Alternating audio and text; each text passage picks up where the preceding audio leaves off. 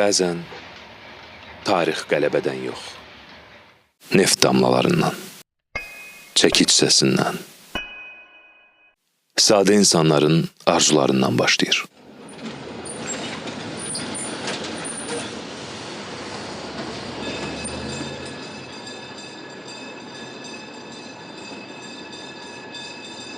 ...1937-ci il.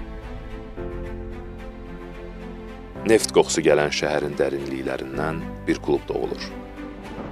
Bu klub fəhlələrin, neftçilərin zəhmətinin məhsuludur. Onların gücünün, ruhunun və qürurunun əksidir.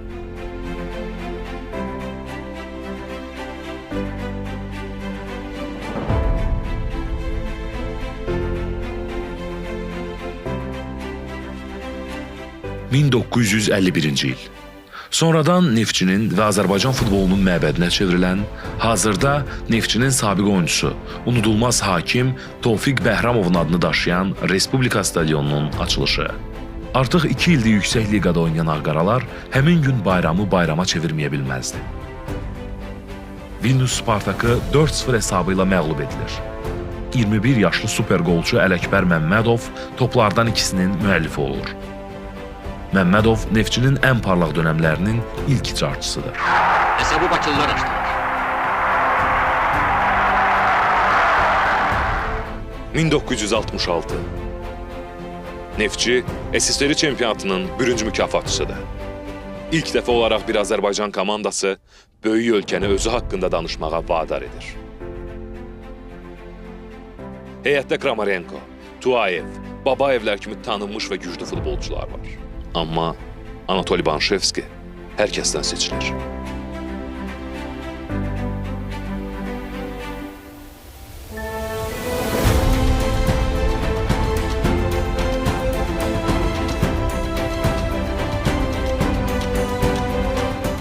O, bürünc medalların qazanılmasında böyük rol oynayır.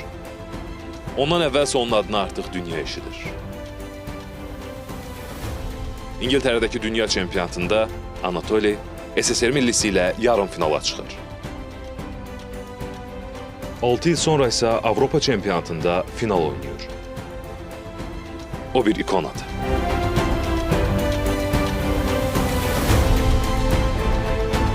Futbol dilində Azərbaycanın ən gür səsidir. UEFA-nın seçimi ilə 20-ci əsrin ən yaxşı Azərbaycanlı futbolçusudur.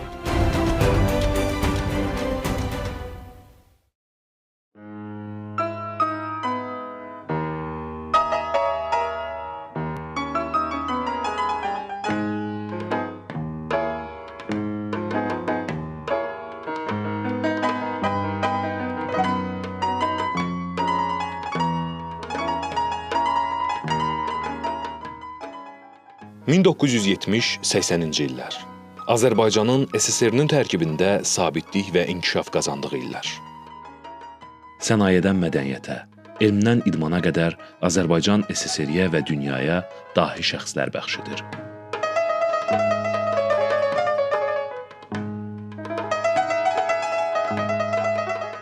Sabitlik Neftçinin oyununda da özünü göstərməyə başlayır. Ağqaralar bu illərdə böyük nəticələr əldə etməsələr də, müxtəlif vaxtlarda SSR millisinə dəvət edilən və azarkeşlərin sevimlilərinə çevrilən futbolçular yetişdirir. Səməd Qurbanov, İskəndər Cavadov, Maşallah Əhmədov, Nazim Süleymanov, Olimpiya çempionu İqor Panamariyov, gənclər arasında dünya və Avropa çempionu Arif Əsədov və başqaları.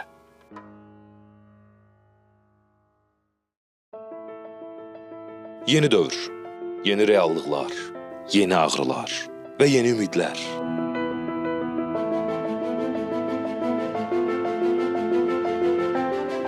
Neftçi yıxılmır. O ayaqdadır, döyüşür, oynayır, qalib gəlir. Və müstəqil Azərbaycanın ilk çempionu adını qazanır.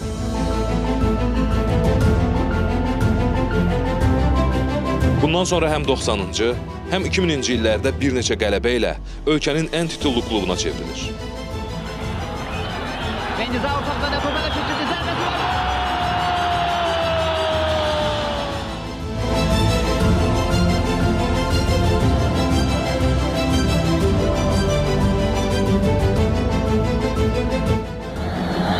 Gözəl driblinglər. 2-0. 2-0. Bravo Neftçi. Rəşad Sadıqov komandamızın ikinci golunu vurur. Gerasmiyov hücum devam edir. Zərbə!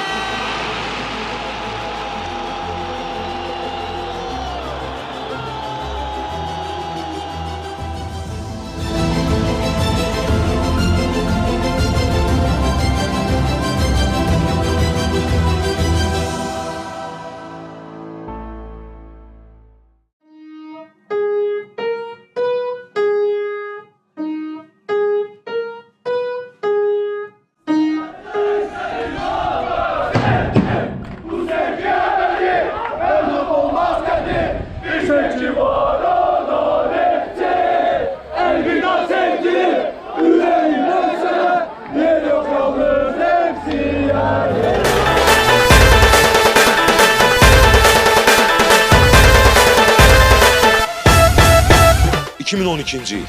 Avropa Bakını dinləyir. Avropa Bakıdan danışır. Neftçi Azərbaycan futbolunda Avrokubokların qrup mərhələsinə vəsqə qazanmış ilk komandadır.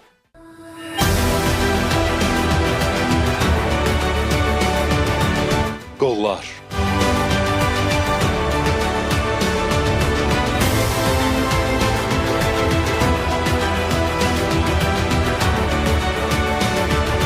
Qələbə.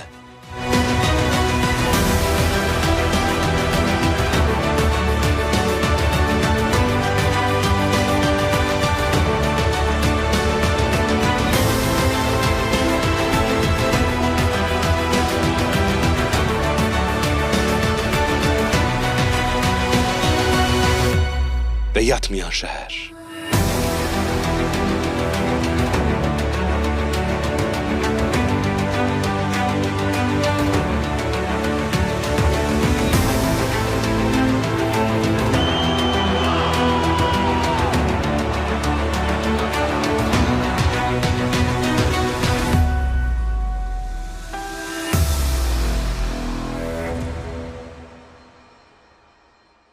Küçədə top qovan hər uşağın arzusu bir gün Neftçi forması geyməkdir.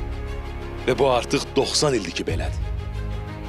Qara rəng hər şeyin başlanğıcı olan neft.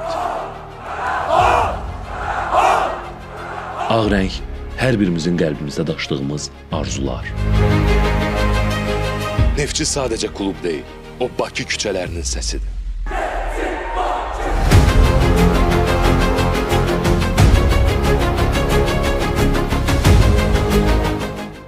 Sədaqət rəmzidir, yaddaş rəmzidir, ailə rəmzidir.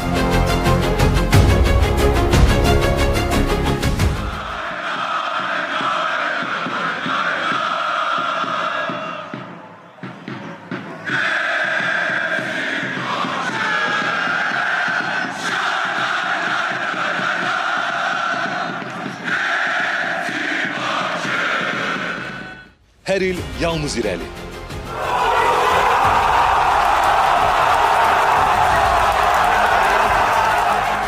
Yeni istedadlar, yeni oyuncular, yeni qələbələr.